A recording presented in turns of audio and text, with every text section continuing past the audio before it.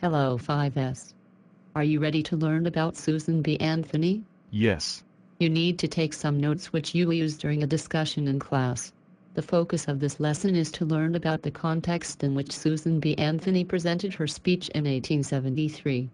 What do I mean by the word context? Context means the historical background, as in what was going on at the time. And why is it important to know the historical context of the speech? Because it helps you understand the purpose of why the speech was written and delivered. Well done, Max. That is absolutely correct. Now, to start, Susan B. Anthony is perhaps the most widely known suffragist of her generation and has become an icon of the women's suffrage movement. Anthony traveled the country to give speeches, circulate petitions, and organize local women's rights organizations. Hang on. What's a suffragist? Great question.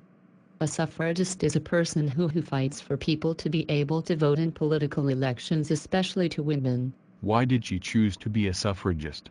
In 1851, she attended an anti-slavery conference, where she met Elizabeth Cady Stanton. She was also involved in the temperance movement, aimed at limiting or completely stopping the production and sale of alcohol. She was inspired to fight for women's rights while campaigning against alcohol.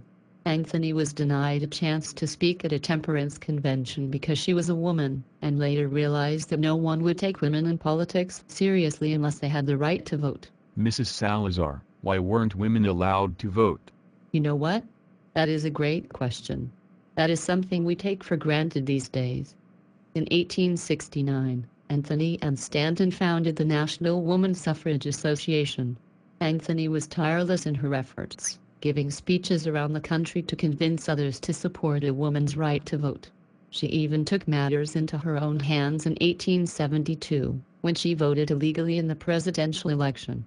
Anthony was arrested for the crime, and she unsuccessfully fought the charges. She was fined $100, which she never paid.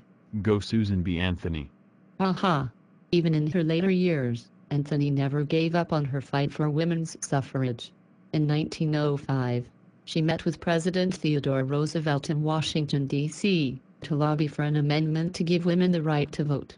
Anthony died the following year, on March 13, 1906, at the age of 86, at her home in Rochester, New York. Was Anthony able to convince Roosevelt that women should be allowed to vote? It wouldn't be until 14 years after Anthony's death in 1920 that the 19th Amendment to the U.S. Constitution, giving all adult women the right to vote, was passed.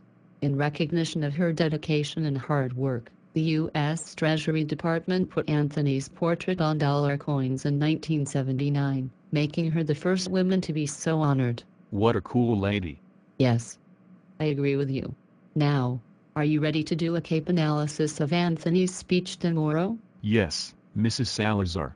I am so pumped. Can you summarize what the context of Anthony's speech is? In the 1800s, women in the United States had few legal rights and did not have the right to vote.